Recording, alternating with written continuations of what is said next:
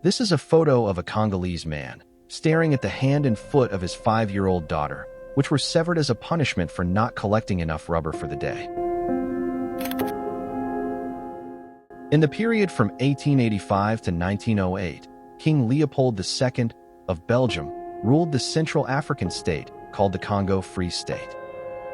It was privately owned by him and was not a part of the Kingdom of Belgium. The state included the entire area of the present Democratic Republic of the Congo. Leopold's administration of the Congo Free State was characterized by atrocities and systematic brutality. This included forced labor, torture, murder, kidnapping, and amputation.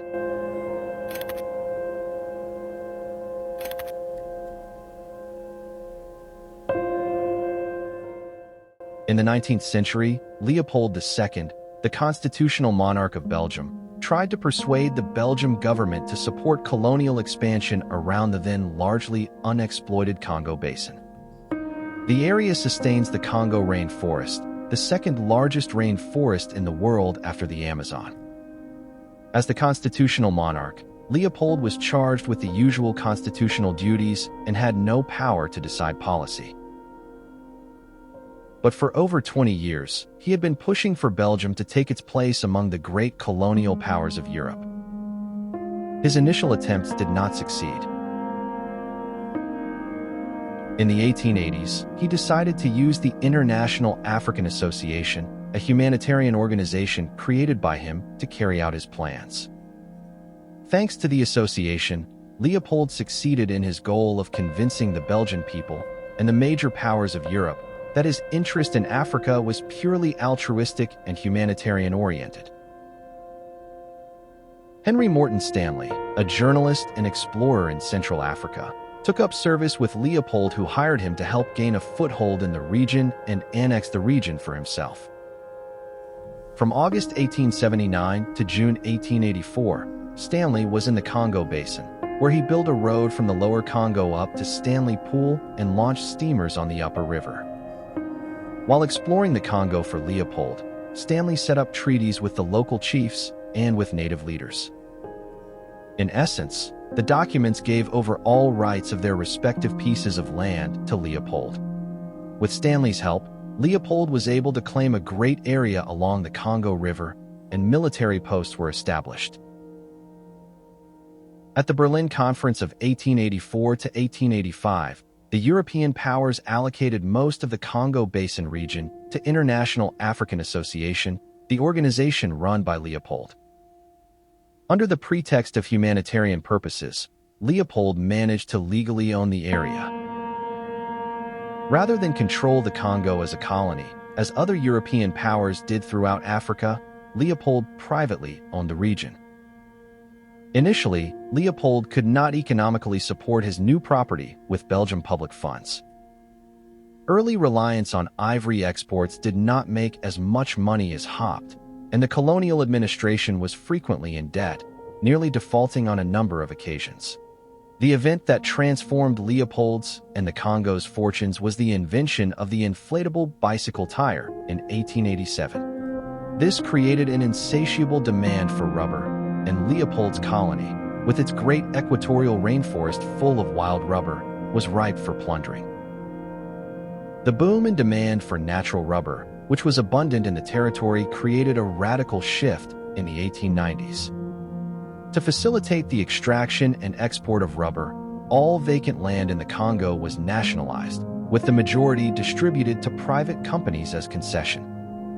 Some was kept by the state.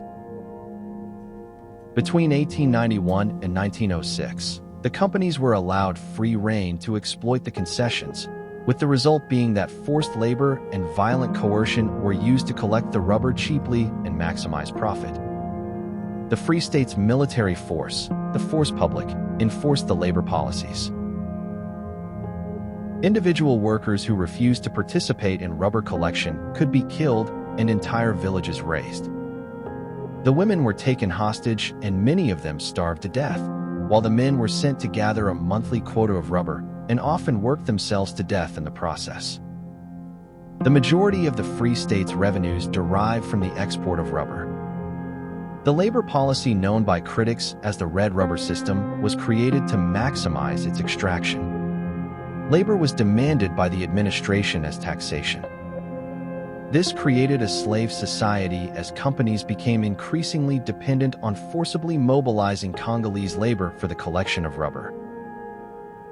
Failure to meet the rubber collection quotas was punishable by death. The severing of workers' hands achieved particular international notoriety. The force public were required to provide the hand of their victims as proof when they had shot and killed someone, as it was believed that they would otherwise use the munitions for hunting or to stockpile them for mutiny. As a consequence, the rubber quotas were in part paid off in cut-off hands.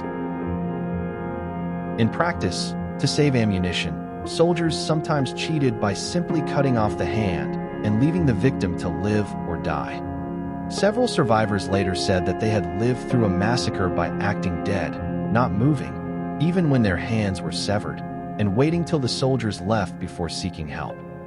Some historians state that there was no systemic practice of dismembering living people as a punishment for not producing enough rubber.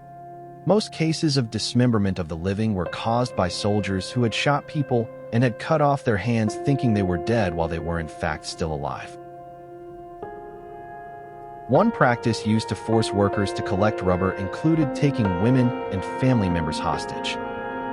The presence of rubber companies exacerbated the effect of natural disasters such as famine and disease. The tax collection system forced men out from the villages to collect rubber, which meant that there was no labor available to clear new fields for planting. These and other facts were established during Leopold's rule by eyewitness testimony, by Christian missionaries and others, by on-site inspection from an international commission of inquiry, by the investigative journalism and activism of Edie Morel, and by the 1904 Casement Report. An international campaign against the Congo Free State began in 1890 and reached its apogee after 1900 under the leadership of the British activist Edie Morel. On November 15, 1908, under international pressure, the government of Belgium annexed the Congo Free State to form the Belgian Congo. It ended many of the systems responsible for the abuses. On December 17, 1909, Leopold II died, and the Belgian crown was passed to Albert I, the son of Leopold's brother, Philip. Leopold's funeral procession was booed by the crowd in expression of disapproval of his rule of the Congo. Leopold's reign of exactly 44 years remains the longest in Belgian history. Attention to the Congo atrocities subsided in the years after Leopold's death. Statues of him were erected in the 1930s at the initiative of Albert, while the Belgian government celebrated his accomplishments in Belgium.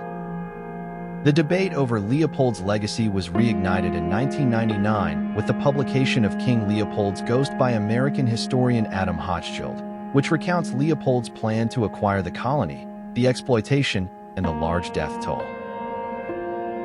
The debate then periodically resurfaced over the following 20 years.